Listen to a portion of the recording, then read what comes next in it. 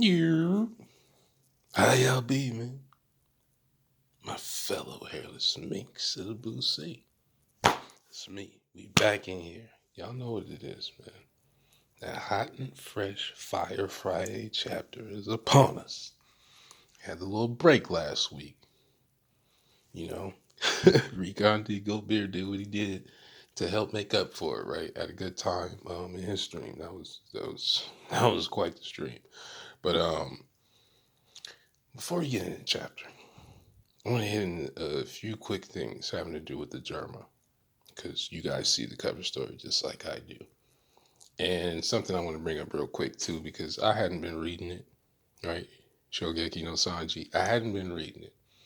I'm not always in a rush for the, out of story stories, even if they tie to the story. Sometimes I do. It's just kind of like when I get to it, I get to it.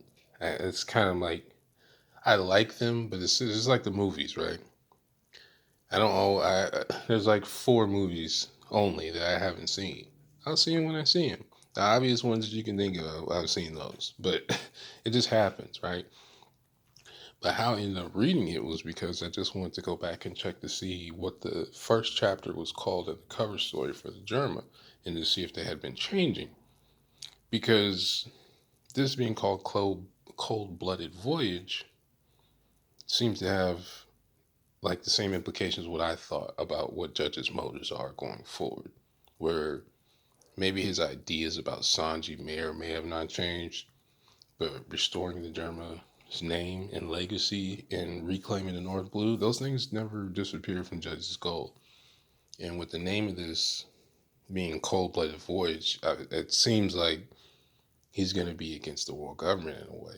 Maybe not necessarily an ally towards us. I don't mean like that, but his goals are still the same. Like I just said, I'm repeating myself, but that's just. But because of that, I ended up reading Shogeki no Sanji, and I gotta say, man, it's been pretty fire. Yeah, I had to wake my girl up because the last chapter, some of that Robin stuff, man, I'm like, yeah, you got to get up. I'm usually not influenced by art in that way, but I'm like, man, this is just straight. I'm like, yo, so who's drawing this?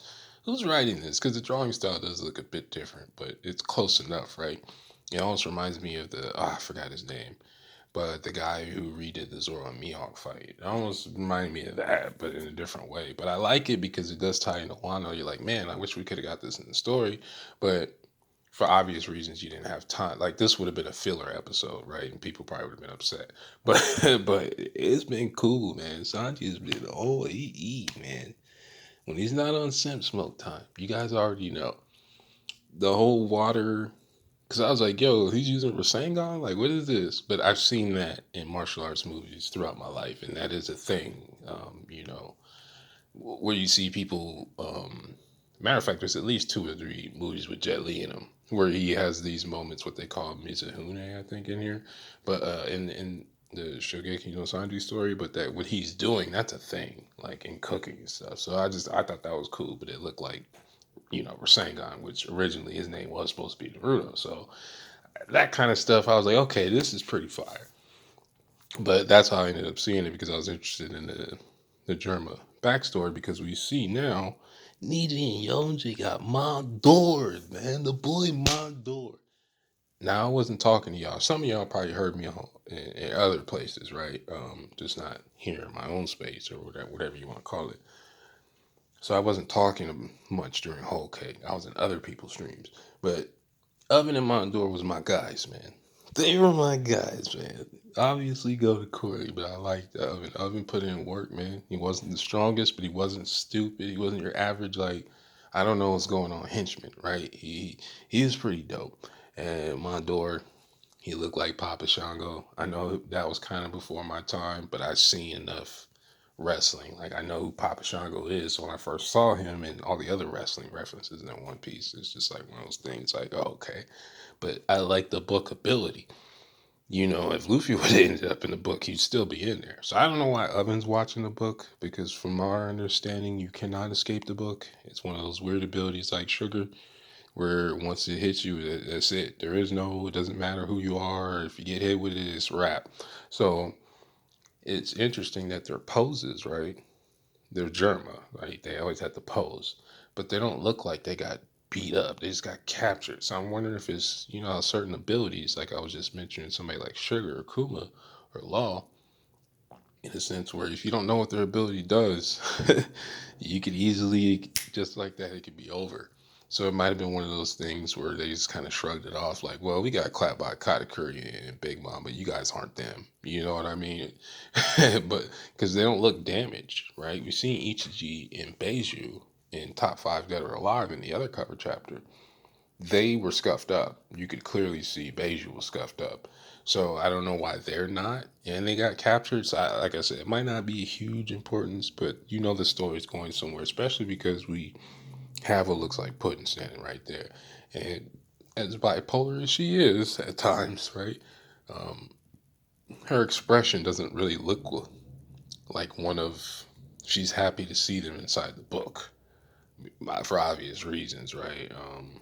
She might not care about them, but we know who she does care about. So I don't know if that's saying she's gonna bust a move of some sort when Oven leaves, because it's like, why have the book on display? Is this like a flex thing? Like, oh, if you try the Big Mamu pirates, this will happen to you. This is supposed to be the mighty German. But like we talk about, among the top tiers, the German are nobodies, right? But to the 99% of their planet, the Vinsmoke are, somebody to be worried about. So I don't know what's going on with that.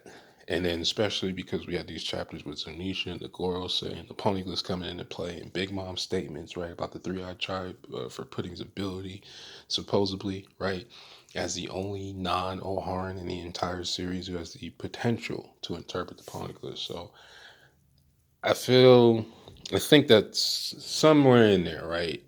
But I know I'm off topic, but this chapter was not heavy in detail, but it was high in substance because we stayed with only like three or four things, and the rest was just like, oh, okay. Now we still know what's, keeping pace with things. And obviously, I'm talking hit on the Sambai of Santa Ryu because there's a lot going on there. But yeah, I just thought that was cool, man. So we opened up at the castle, and you got your boys, right? The boy Raizo, Kage Mana, Through the Fire, Kanye West, Donna Summers, however you want to word that, versus Fukuro Kujo. You still got him locked up. This Hell in the Cell thing that's going on, hey, Fukuro looked like he want to tap out.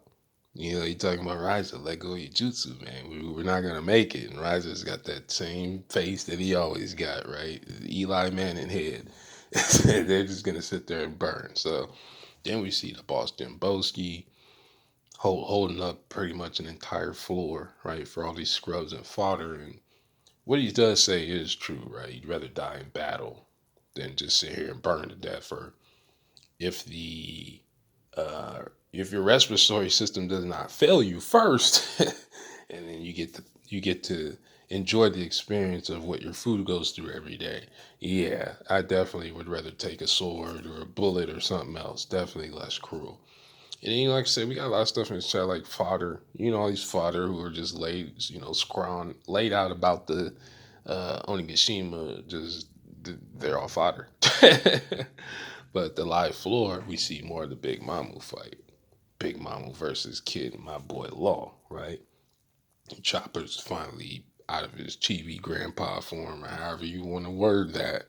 And he's immediately like, yo, what's up with Zoro, right? Because we gave him the Zo juice. The Zozo no me special, right? And that pain is gonna come back worse than what he was going through, and he already couldn't move to begin with, which was true when he was banded Dutch because he took the strongest attack that we've seen in the series, right? A team up Yonko attack, just straight. You're not gonna walk away from that, and everything's just gonna be okay. Like I'm sure even a Kainu had residual effects of eating a bubble quake, right? Like I'm sure he did. He walked out of there with no problem in a sense, but come on, man, he was probably throwing up blood for a week. So these guys, you can't endure everything, right? Because we cut the Zoro. And here's where things, first of all, this might be one of the most intimidating, non-main character scenes I've seen in a while in the story were kind of like with King, right? When we saw his real face, it almost looks like we were reading a different series for a panel or two because he looks totally different in design from every other male character. Like, even though Cavendish is one of them types, he's drawn differently. Y'all know what I mean. Like I was saying before, it looked like he walked straight out of the liquor store from Waco Mundo. So I don't know, man. That when I start seeing these panels that look different from the story, it feels like to me it's supposed to be of more importance than usual. This could be Brooke trolling. It could be. That's something that's a possibility. I don't think that was going on, but that was just something I heard, and I was like, oh, I didn't even think about that.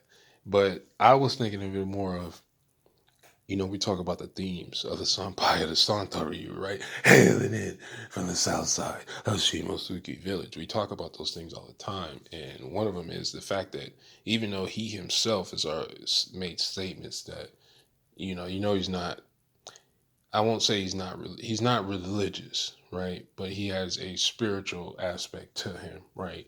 A lot of his, I won't say a lot, but he has moves that are in his statements that he says about his path that he's walking that has ties to Buddhism, right? He has straight references that are straight out of Buddhism, right? Like it's pretty obvious. So this scene right here could be anything. Like it could be Brooke trolling, but this could be a real thing because in the King fight, right? He came to the conclusion that it was meant for him to die, and it's almost like saying in the story you can die without dying in a way. Now, how this is gonna work, I don't know. Because if you think about all the old jokes, right? I guarantee you, if you go on any Zorro, like especially Nothing Happened, right? This has been a joke in the community for almost a decade now, literally a decade. There's no cap. Like you can backtrack this literally through the internet, and depending on how long you've been following the story, right? You knew people who said this. It's hard for Zoro to die because he'll just get lost on the way. Now, we're already aware because of how the story is written at times that he's aware of certain takes on things in the story. Any author would. Any person that would be dumb to not know what other people think of your story. You might not always influence you, but you need that. That's dumb, right? Um, I don't know. Is this where this is going, man? Because if he gets lost on the way to death, or because his resolve is not really anything we feel needs to be tested anymore on that level. This isn't a situation like Zoro's not that person where he has to fight to live. Like he doesn't care about dying anyway. But it's interesting his response telling the thing to stop, get away from me. Now I don't know if that's just his response to like, hey, my body's not moving, it's not responding to me. But it's just like, dude, did you forget what kind of fight you was just in? Like you was almost dead 20 chapters ago. Right? Like the fact that you're actually 30 chapters now, but the fact that you're even alive is one thing. But he makes these statements about, even at the Bratier, as soon as I picked up being a swordsman, my life was forfeit. And he said stuff like that. And he has had the moments like, tossing, tossing the sword in the air. Oh, well, if it doesn't cut my arm off, it must be mine. Right? The situation with Enma, which also ties in because that's the Lord of the Underworld, and look where he is now. Now, jokingly, the second panel after we see the Grim Reaper, the little black section, in my eyes, I saw stairs. So you guys already know where my brain was. Like, oh, Kalina, is that what we're doing right now? You know what I mean? Like, Kalina? All right, cool. But I think that's just um, action lines to depict somebody's moving, like we see a lot of times in manga or anything that you're doing animated. But that's just where my brain went. I was like, that looks like a staircase. So I don't know, because he says, "Who the hell are you?" Now that's a normal thing to say to somebody you don't know, especially walking up on you with a weapon. Like, there's many questions to ask. Probably not the time to be asking them, but there's questions to ask. And for him to say that, it's just like, that particular phrase in this particular situation with this particular figure at this particular time. These are these things that, like I said, I know I might be going too far. This, if it's just Brooke trolling, it is what it is, but I don't think so. Just because, in a way, this is like nothing happened, but in reversed. And what I mean by that is, here's what I see happen. The effects from the Zoe juice, right? If he's going to be in so much pain, even worse than what he was already in, and he couldn't move, but he wasn't yelling and screaming. Not like the kind of yelling and screaming he probably did after nothing happened. You know what I mean? Like, it's not on that level. But the pain from it, say it reaches near that level, but with Zora's endurance being a little higher, right? His threshold for pain has been higher as he's grown. That might shock him back to life in a sense. That's kind of where I'm thinking. If Frankie doesn't save him, because this looks really Thriller Bark-esque at this point. Where, remember before, Frankie and Brooke were inside a tower, right? The Ryuma fight. Frankie used weapons left, right, when the tower was getting ready to fall down, and they escaped the tower, right? They were in a tower. It was literally called something Tower, right, back in Thriller Bark. Now you have Frankie looking for Zoro inside the tower, using weapons left on some fodder, right? Or it might even necessarily be weapons left, but it might as well be, right? Whatever ammunition from his left hand, going to save Zoro. So it's like a role reversal. Zoro's being saved from a skeleton, right? Last time he fought a skeleton for them. Really, it was probably for the sword because his response was a swordsman. When they first got to Thriller Bark and there was a mention of a swordsman, that's where Zoro was like, "Oh, I'm going to look after him." And it's and the rest is history, right? So I don't know if there's some tie-in here, right? Because the Grim Reaper technically is a skeleton in a sense. So I was like, okay, is this what we're doing here? And then you think about stuff like the Fire Festival and the themes of life and death. Zoro with Dead Man's Game, right? Ashura, like just how he uses Enma in the first place, and then even the shamisen in the middle of the king fight. Remember, it looked like the Enma was responding to Hiyori playing the shamisen when she's trying to draw in Orochi, right? It was still never questioning why you're even here. I saw you die, but that's another story, right? So I don't. I think that's where that's going. Either we're gonna get the actual meme in the story of Zoro getting lost on his way to death, which there is some spiritual references to that in a couple of religions, right? If you just look a few things up, you'll see it's not a stretch, right? Where people get stuck in purgatory, right? And he has a move called what? Purgatory Onigiri. Okay, see, we're on the same page here. So something's going on with this. I know I've been talking about it for a minute, but you guys know how I get when it comes to Zoro, and that's just what it is. But yeah, that's just what it reminded me of Thriller Bark. And then we crawl around, we see some more bums and scrubs laid out. Just, I can't move. I'm inhaling all this carbon monoxide from this ghost fire Pokemon thing, and got sliced up. These guys are scrubs, right? They're not gonna make it. But one of them mentions like Whitebeard Commander helping out the Straw Hats in a sense, which we already knew since we saw Big Mom the last time, right? Where we just saw her in her massive form, right? Her giant form with all the spirit, ghost, souls, whatever you want to call them. And Marco was carrying Izo.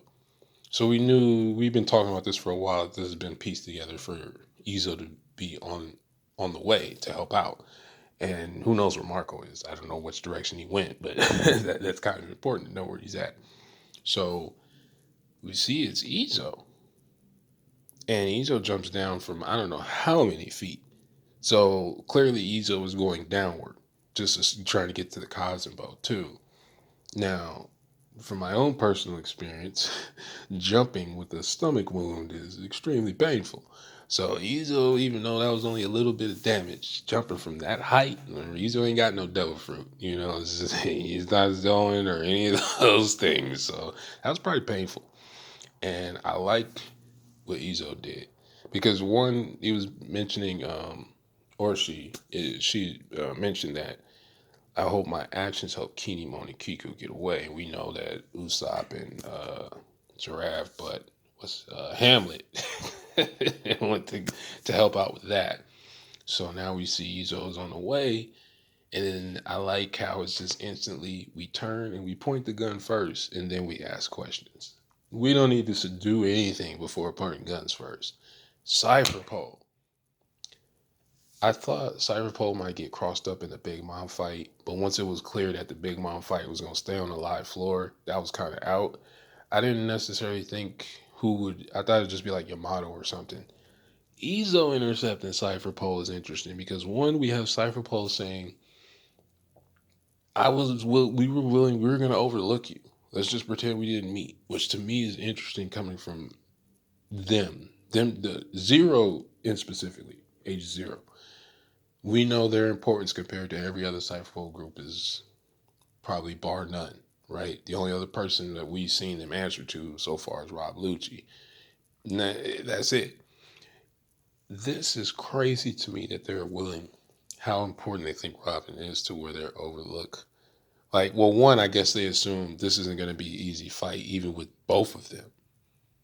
Which it's really hard to scale Cypher Pole now because every time I turn around, it's like, well, he low diff Drake. I know Drake has been fighting, but I brought this up many times. He's a zone, an ancient zone at that. I don't want to hear excuses about fatigue from any zone type. You're not gonna get that love from me. It's just not gonna happen. You can get love from me in other areas, but when you're a zone and we're talking about physical combat stats, not how you use them, but just physical, you give us no love, homie. It's just what it is. You know, I know you've done some fighting, but who hasn't at this point, right? I don't know why Cypher Pole said what they said though. The other part to me is interesting because they said Straw Hat specifically. They didn't say just Nico Robin. Now this just might be a generalization, right? It might not even be important, but it may be saying that they plan on taking out everybody, which is kind of look like the case, right, with the boats until we saw Zunisha, where they could, in theory, like those theories are out there. People have talked about this, where Wano gets Buster called. It's an isolated nation. It'd be hard for the news to get out, right? Duval's bounty poster made it to Wano somehow, but you know what I mean. Like, there's nothing, there's nothing that would have a negative effect on the world government from acting in this manner. If they did it out in the open with O'Hara, they'd definitely do it behind closed doors with a place like Wano.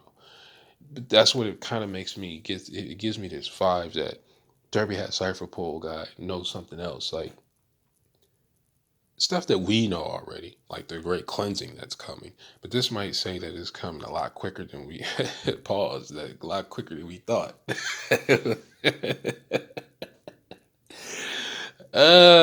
Yeah, mornings are great.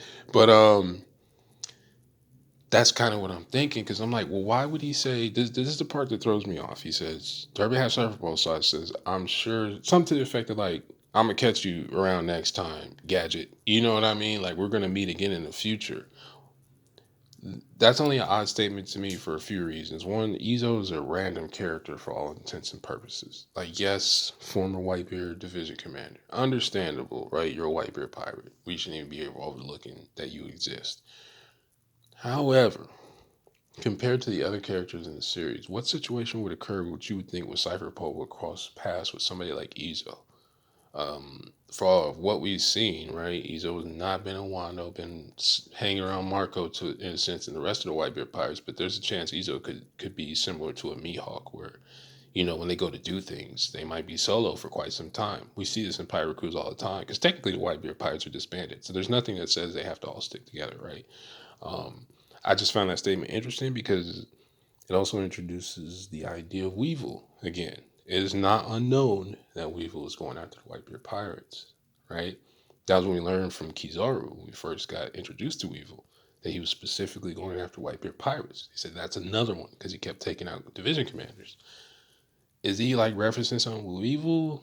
Like, Weevil gonna clap you and then we gonna come scoop up the bits and pieces? Because the remnants of the Whitebeard pirates, from an information standpoint, probably a different kind of threat. It's not just the strength thing. We talk about all the time how they view information, right? If they sent Cypherpole all the way to Wano, well, I don't want to say all the way because technically we don't know the exact distance between Marijuana and Wano, but I do think it's a linear path along the along the border, along the northern border of the red line, the Grand Line, not the red line, the Grand Line.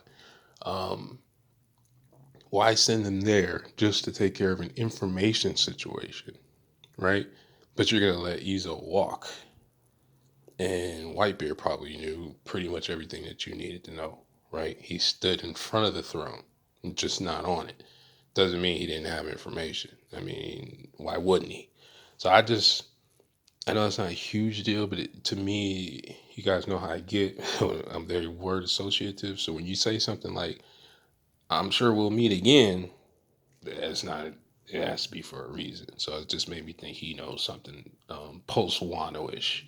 Because this is kind of like a situation with Who's Who and Jinbei, where besides the on trial statements that Who's Who was making during that fight, what he said about what was my point? I just lost it.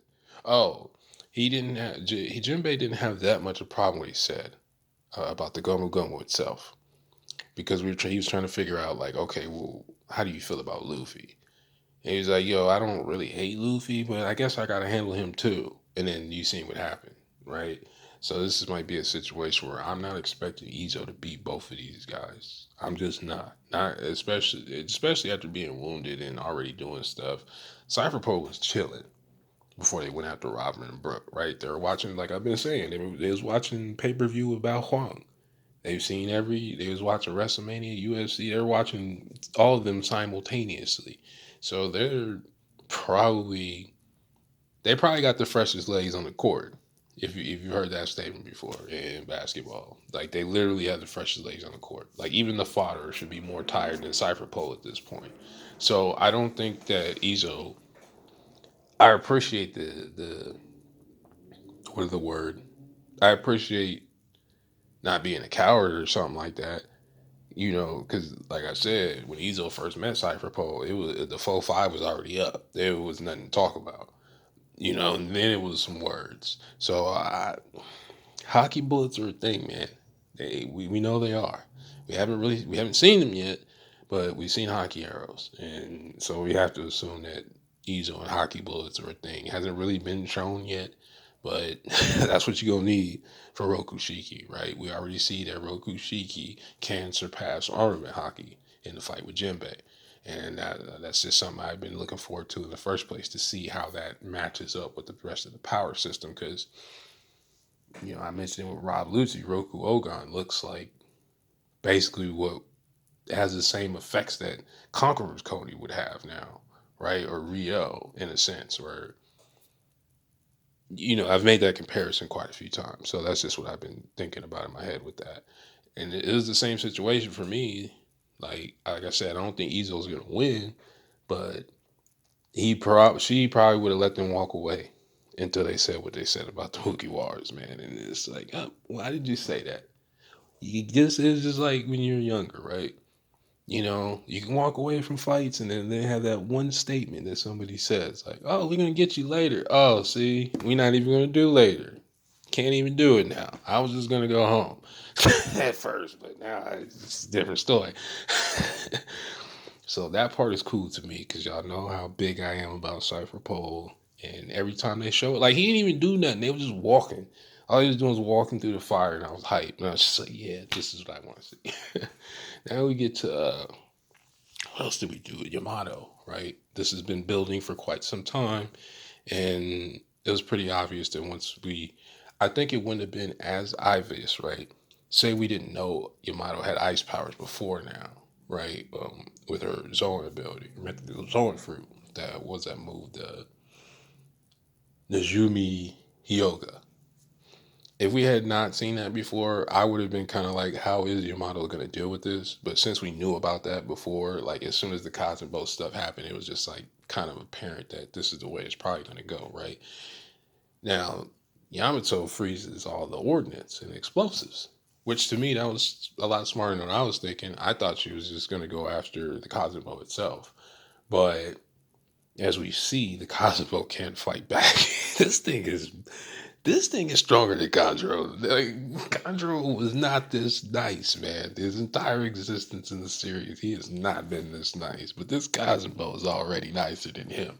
Um, I love Yamato's utility, man. It's similar to like what we see more now from Luffy, where he's going between gears and doing different types of attacks that are not just like a different attack, but something totally different, right? He can go from using Stellar Fruit to only using Haki to only doing this. Yamato's the same way. We've seen her go from hybrid form, right, to straight regular form, to using a regular attack, to use it's just she's dope, man. I really like how she kind of has an answer for everything. It doesn't necessarily overpowers everybody. You know, if she dealt with different tier characters, she would wipe the floor with them. Like I think honestly, if you put her in the supernovas, it's probably just Zoro, Sanji, and Luffy. And I don't even think Law like Kid might get washed by Yamato. Law might be able to do a little bit different things, but I think her Haki is probably stronger because she's been using Haki probably her whole life, right? So when the Cosmo hit her with the flames, she's already back to normal form again. So I don't know if it knocked her out of that or she just because you would think with a zone, right, for your highest defense you would be in zone form, but maybe it's just I don't know. But with her taking borrowed breaths from no, my man, what clap Kaido because it's what hey you done son man that Cosmo fire ain't nothing. But then I thought about it, I'm like isn't he Ghost like a spiritual fire? So maybe it hit different. You know what I mean? One of those kind of things. I don't know. Obvious horse in the room, man. Big Mamu, the force of nature herself. I don't think I need to get much into this because we kind of knew what this was, right? From the jump of Roof Piece. Law's ability looks more and more broken because we didn't get to see it used like this before because he jumped on her back like on some Attack on Titan type stuff. So we didn't get to see that. Him making the sword extend really makes me wonder about this ability now where Room is doing different things. Like he's like I said, he's making Room work on the outside of his body in a different way. Yes, he did a similar attack, but I'm like, I could see this later with Conqueror's coding, what this would do to a character. Like Law, man. Trafalgar, the water, Law. He's still a contender. They might not be 1v and 1 with Kaido, but they're not the main characters, so you know how that goes. But we gonna see what's up, man. I'm glad to hear from y'all again. Glad to talk to y'all again. We got fire, fire, fire, fire. Like, it was a standard chapter, but the things that I wanted to talk about, in my opinion, were cool, man. Y'all stay safe. Do your thing out there. Have fun and enjoy the community, enjoy whatever it is that you're doing, man. Because we all know 90% of your life is doing things you don't want to do. I'll see y'all later. Peace.